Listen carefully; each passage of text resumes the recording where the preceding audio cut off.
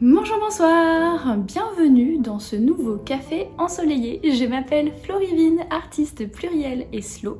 Et aujourd'hui, je vous présente mon carnet de vie. Donc c'est un nouveau carnet que j'ai installé en 2021, pour 2021.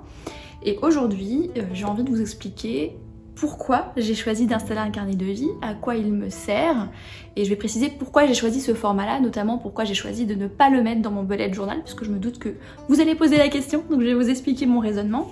Alors évidemment, on va passer ensuite en vue au-dessus du bureau pour que je vous montre les pages. J'ai fait exprès de pas encore les remplir pour pouvoir vous filmer ça avant de mettre les trucs privés dessus. Mais avant de passer sur cette vue-là, voilà, je voulais vous expliquer un petit peu mon raisonnement personnel par rapport à ça. Évidemment, à vous d'adapter les choses, l'inspiration à votre fonctionnement, mais je vais vous expliquer un petit peu le mien pour que vous puissiez comprendre pourquoi j'ai fait les choses comme ça et en tirer des inspirations si vous le souhaitez. Première chose, pourquoi j'ai choisi de tenir un carnet de vie? Alors ce carnet de vie, j'aurais pu l'appeler carnet d'intention, journal de style de vie ou de mode de vie, de philosophie de vie. Voilà, il y a pas mal de termes que j'aurais pu employer pour désigner le concept de ce carnet. Et pourquoi j'ai choisi de tenir ça? C'est parce que je me suis rendu compte que j'ai tendance à me laisser happer par le faire, par les projets, par les objectifs, par tout ce qui est contenu dans mon bullet journal, c'est-à-dire les tâches à cocher chaque jour, les grands projets à découper en petites étapes et le fait d'atteindre chaque étape à telle date, etc., etc. Tout ce qui est vraiment projet, but, objectif, productivité.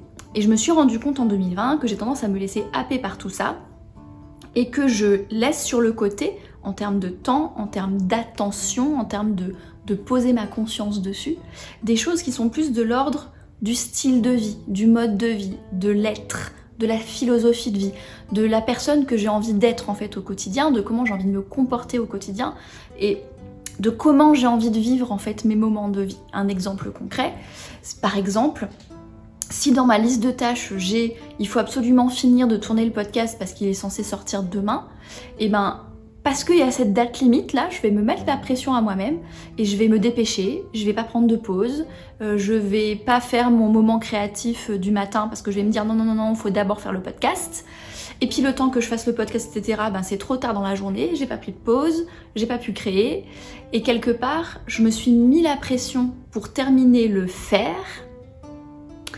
Et du coup, j'ai un peu sacrifié l'être, dans le sens où, si vous me suivez depuis un moment, vous savez que je souhaite mener un mode de vie plus simple, plus serein, plus slow, etc. Et le fait de... Et puis plus créatif aussi en tant qu'artiste, j'ai envie de remettre la créativité au centre de mon quotidien. Et du coup, ben, si je fais sauter mon moment d'écriture de ma dernière nouvelle de fiction, parce qu'il faut que je finisse le podcast absolument, si du coup je prends pas de pause et que je me dépêche et que je me mets la pression, et ben du coup, je n'ai pas été la personne que j'aurais voulu être ce jour-là parce que je me suis laissée aveugler par toutes les tâches de productivité. Et donc face à cette problématique-là, vu qu'en 2020, mon thème de l'année c'est créer et que en gros mon focus de développement personnel global, c'est justement de définir et de vivre le mode de vie de l'artiste accompli, donc on n'est pas moins dans les objectifs et dans ce que je veux accomplir en tant qu'artiste et plus dans le genre d'artiste que je veux être au quotidien, c'est vraiment mon focus de l'année. Et du coup, j'ai choisi de tenir un carnet de vie comme outil et compagnon pour porter mon attention sur ces choses-là. Donc c'est à ça que me sert mon carnet de vie. Il me sert en fait à porter mon attention sur toutes ces choses qui ne sont pas liées à des projets, des objectifs, des dates limites, mais qui sont liées au quotidien, à la manière dont j'ai envie de me sentir, à l'équilibre que j'ai envie de cultiver dans ma vie au quotidien, à mon imaginaire intérieur aussi, ça on en reparlera la semaine prochaine. J'ai prévu de vous filmer une vidéo sur l'imaginaire intérieur, parce que je vous en ai parlé un petit peu dans les vidéos voyage créatif, etc. Mais je voulais vous préciser ce concept-là. Mais en gros, c'est toutes mes pensées, mes émotions, etc. Comment je vois le monde et tout ça. Et j'ai envie de mettre de la conscience sur tout ça. J'ai envie de cultiver une qualité de conscience dans ma manière de percevoir le monde, dans ma manière de me percevoir, de percevoir les autres, de percevoir le possible. Donc ça, c'est un travail que je fais depuis plusieurs années, mais comme il n'y a pas d'objectif précis associé à ça, jusqu'à présent, il n'y avait pas vraiment de suivi dans mon quotidien de ça. J'ai un suivi d'habitude dans mon bullet journal, mais sans aucune analyse, c'est vrai que j'ai juste un graphique que je remplis petit à petit avec les habitudes que j'ai envie de cultiver, mais je prends pas le temps de me pencher sur le graphique et de me dire ok, ça veut dire quoi là? Quelles habitudes j'ai réussi, quelles habitudes j'ai pas réussi, pourquoi, qu'est-ce que je peux faire pour que ça aille mieux la prochaine fois? J'avais juste en fait les bilans mensuels où je pouvais réfléchir à ça, mais pas vraiment d'outils pour mettre ma conscience dessus de manière plus régulière, et donc c'est à ça que va servir le carnet de vie. Donc concrètement, il contient quoi? Déjà, comme vous pouvez l'imaginer, il ne contient pas tout ce qui est projet, objectif, tâche à accomplir. Par exemple, il ne va pas contenir terminer tel roman avant le 10 novembre, vous voyez. Ça, c'est pas dans le carnet de vie. Par contre, il va contenir des éléments de, par exemple, les différents piliers de ma vie que moi j'ai décidé de choisir et de m'approprier, vous verrez certaines méthodes et certains concepts avec des piliers de vie, etc. Et de voir quel est l'équilibre dans ces piliers de vie. Et puis de revoir ça chaque mois. J'en suis où de ces piliers-là? Qu'est-ce que je vais prioriser comme pilier de vie dans mon être? Dedans, il va y avoir des choses comme tout ce qui est habitude et routine.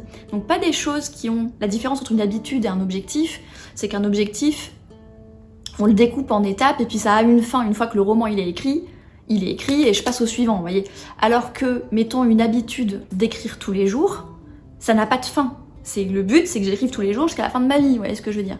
Ou par exemple, une habitude de faire du sport, ça va être prendre différentes habitudes pour être en bonne santé, mais c'est tout un mode de vie que j'ai envie de cultiver et de garder pour le reste de ma vie, et non pas quelque chose de court terme parce que c'est un régime avec un objectif final de, je sais pas moi, perdre X kilos ou prendre X kilos ou avoir tel tour de taille ou avoir tel muscle. Voilà, là, il n'y a pas d'objectif finaux là-dedans, c'est vraiment juste le quotidien que je souhaite cultiver. Et donc avec un aspect émotionnel, les émotions que je souhaite cultiver et quelles pensées, en fait, quelles graines je peux planter dans mon imaginaire intérieur pour cultiver ces émotions-là. Il y a un côté habitude, un côté action évidemment, mais action quotidienne, pas action vers un objectif. Donc vous allez voir en détail, je vais vous montrer tout ça dans le carnet. Mais voilà, ce que vous avez à retenir sur ce concept-là de carnet de vie versus un bullet journal par exemple, c'est que c'est pas vraiment un outil d'organisation, c'est plus une sorte de journal de bord de ma vie pour m'inciter à porter mon attention sur ces choses du quotidien, sur la personne que j'ai envie d'être, sur les habitudes que j'ai envie de cultiver. Parce que sinon, je ne prête pas mon attention à tout ça, je le laisse se faire engloutir par les injonctions de finir les tâches, etc. Donc j'espère qu'avec ce carnet de vie, que je compte ouvrir toutes les semaines et avoir un moment dans mon bilan hebdomadaire pour ouvrir mon carnet de vie, voir où j'en suis, analyser un petit peu les choses, et j'espère que ça va me guider vers cet objectif de mener le mode de vie d'une artiste accomplie. Avant de passer à la vue au-dessus du bureau, dernière chose, pourquoi je ne mets pas ces pages-là dans mon bullet journal? Pourquoi j'ai pas fusionné quelque part ces collections-là dans mon bullet journal? Parce que vous allez voir, il y a pas mal de pages.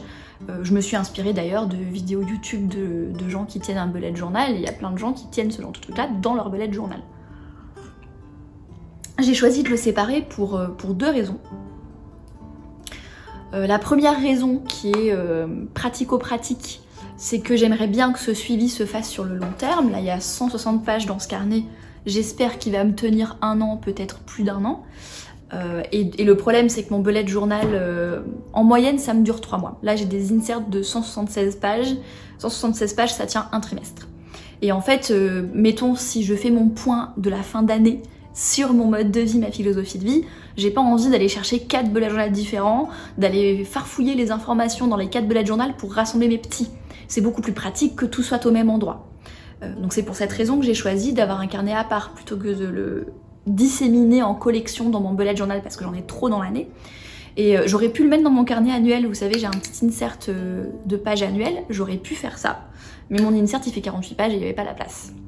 On verra en 2022, peut-être qu'en 2022 il n'y aura plus de carnet annuel et que ce sera bullet journal d'un côté et carnet de vie de l'autre. On n'en est pas encore là. Deuxième raison pour laquelle j'ai pas voulu le mettre dans le bullet journal, c'est que je voulais symboliquement séparer l'être du faire.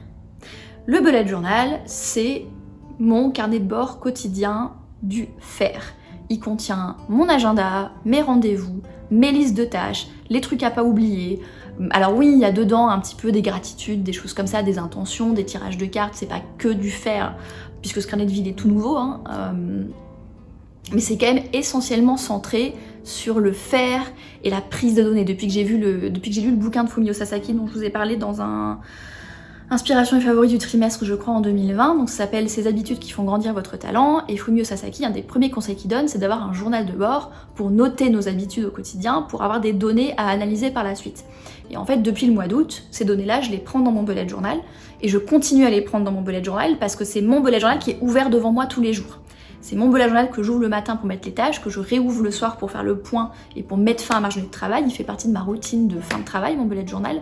Et du coup, ça me paraît beaucoup plus fluide et beaucoup plus naturel de rentrer les données quotidiennes de mes habitudes dans mon bullet journal aussi. Donc je mets par exemple les heures auxquelles je me couche et je me lève, mon émotion, comment je me sens au réveil le matin, si j'ai fait du sport, quel sport et à quelle heure, si j'ai pratiqué de la créativité, quelle créativité et à quelle heure, ce genre de trucs là.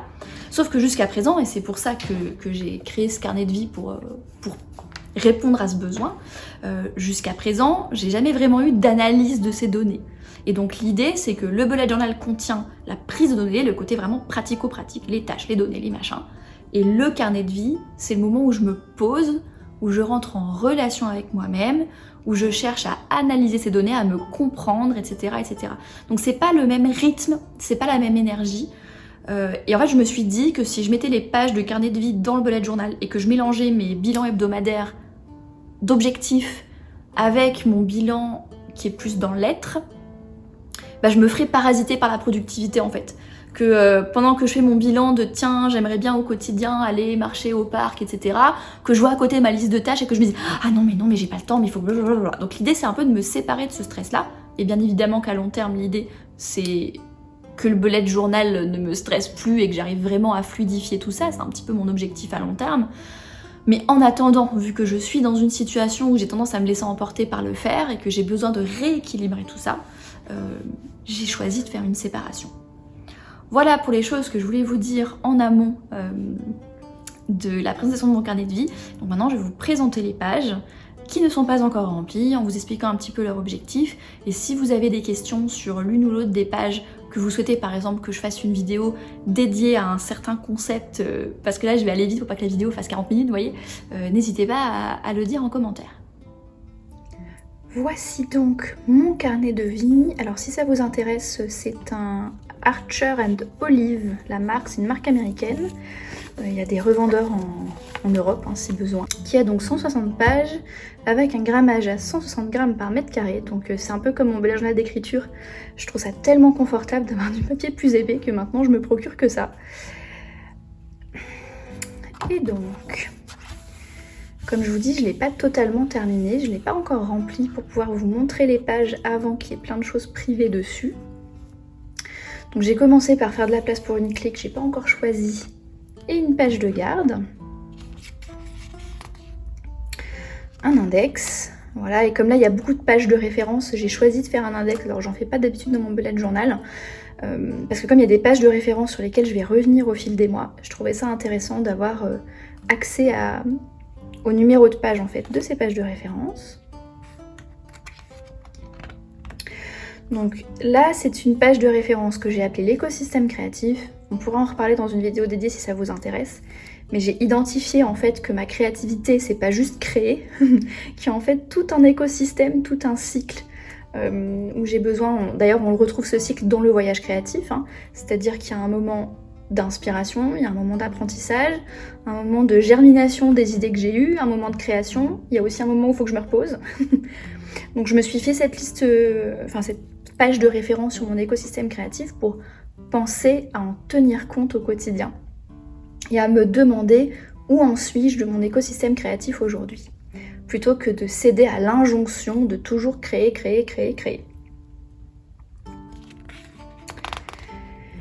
Là, on a le deuxième page de référence qui est donc prendre soin de la créatrice. Donc ça fait partie du mode de vie de l'artiste accompli que j'ai envie de construire pour moi-même.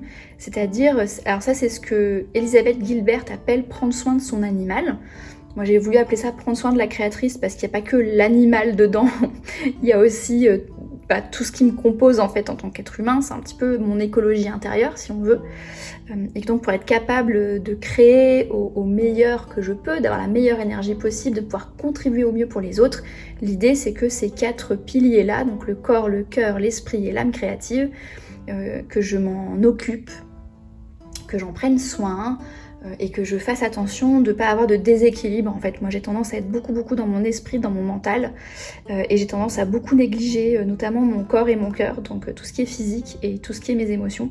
Et du coup j'ai envie de remettre de l'intention dans tout ça et de venir rééquilibrer tout ça. Et donc là je suis venue mettre une mini liste d'exemples de ce qui est inclus dans chacun de ces différents piliers. Donc pareil, ça, si vous voulez que je vous en parle plus en détail, on peut en faire une vidéo dédiée si besoin. Ensuite, les pages suivantes, en fait, c'est des listes de références. Il y en a du coup 9 listes de références pour chacun des 5 là et chacun des 4 là, de choses que je peux mettre en place pour cultiver chacun de ces piliers là. Voilà, et donc l'idée, vous voyez, c'est pas complètement rempli. Donc l'idée, c'est quand j'ai d'autres idées, je les rajoute. Et donc ça, c'est vraiment les pages de référence, parce que je sais pas encore combien de temps va me durer ce carnet. Peut-être qu'il va me durer 1 année, peut-être qu'il va me durer 1 an et demi. Donc du coup, j'ai décidé de séparer ces pages de référence-là, qui sont un petit peu la base, quoi, des pages qui concernent vraiment mon suivi en 2021. Donc j'ai fait une deuxième page de garde 2021, qui est d'ailleurs pas finie, parce que j'ai l'intention de faire un fond à l'aquarelle sur le cercle, etc. Je suis tout à fait finie. Donc, la première chose, les pages comme ça, vous les avez vues dans mon bullet journal d'écriture, je vous les ai montrées dans les pages annuelles du Bujo d'écriture, c'est exactement le même concept. Donc là, ça va être mon manifeste 2021, le manifeste de l'artiste accompli en fait. Donc vraiment manifeste de vie au global, plus centré sur mon quotidien et moins sur mes objectifs et mes accomplissements, on va dire. Et pareil, les valeurs guides, ça va vraiment être en gros ma constellation de valeurs. Si vous avez vu cette vidéo-là sur la constellation de valeurs, en tant qu'artiste et en tant qu'être humain. Donc pas seulement les valeurs guides de tel et tel projet, mais vraiment mes valeurs guides centrales en tant qu'être humain. Et ça je l'ai mis dans 2021 parce que j'ai envie de me donner le loisir de laisser ça évoluer en fait au fil du temps, et que peut-être que mon manifeste 2022 et mes valeurs guides 2022 ne seront pas tout à fait les mêmes. Ensuite, la roue de la vie, donc ça c'est tiré du Level 10 Life de Hal Elrod qui présente dans Miracle Morning, donc la vie de niveau 10. Et donc lui il a 10 zones. Moi je décide d'en avoir que 6. Et je les ai détaillées ici, quelles sont les 6 zones de ma roue de la vie. Donc j'ai pas encore rempli, mais en gros le but, donc là il y a des petites étages il y a des petites tics jusqu'à 10. Donc je peux noter chacun des éléments sur 10. Et l'idée c'est de revenir dessus, je sais pas encore à quelle fréquence, peut-être tous les mois ou tous les trimestres, on verra, pour venir noter pour moi-même ces 6 aspects de ma vie, et avec comme idée d'avoir un équilibre à long terme. C'est-à-dire que quand je vois qu'il y en a un qui est vraiment plus bas que les autres, c'est un signe que là, il va falloir prioriser cet aspect-là de ma vie pendant les prochaines semaines. Ensuite, ça, c'est des pages de vision, en fait. Donc ça, c'est ma vision de l'artiste accompli, et j'ai l'intention de mettre des mini-listes, des mots-clés, des petits dessins, des petites citations, des choses comme ça, tout autour sur la page. Pour vraiment un peu comme un vision board, un tableau de vision, sauf qu'il est en mots et non pas en images. C'est un petit peu ça l'idée. Ça, la liste de graines, je vous en reparlerai de la liste de graines, c'est un outil créatif que je vous présenterai sûrement en février ou en mars, qui est un outil qui permet justement de planter des graines dans notre imaginaire intérieur, de planter des nouvelles idées, des nouvelles pensées, des nouvelles visions de nous-mêmes qu'on a envie d'ancrer en fait. Et donc là, j'ai prévu d'écrire nouvelle liste de graines de comment je me vois en tant qu'artiste accompli pour faire évoluer quelque part mon identité, ma vision de moi-même, mon imaginaire intérieur autour de moi-même vers des choses qui sont plus positives et plus constructives. Et je pense que je les remplirai au fil du temps, peut-être qu'il y en aura 2-3 au départ et que je les compléterai au fil du temps. Je me suis fait une double page de routine idéale, ça c'était dans mon carnet annuel de bullet journal l'année dernière. Donc cette année j'ai décidé de le transférer ici. Ça c'est typiquement une liste de références L'objectif n'est pas forcément que toutes mes routines, tous les matins et tous les soirs ressemblent à ça. C'est plus une liste de Noël quelque part, mais qui me servent de points de référence en fait, de ce vers quoi je souhaite tendre. Et puis si je fais que 2-3 points sur les 5, mettons, c'est pas très grave. Mais disons que c'est une manière de me donner une vision en fait de, idéalement, voilà à quoi je voudrais que ressemble mon petit matin au réveil et mon soir avant de dormir, quoi.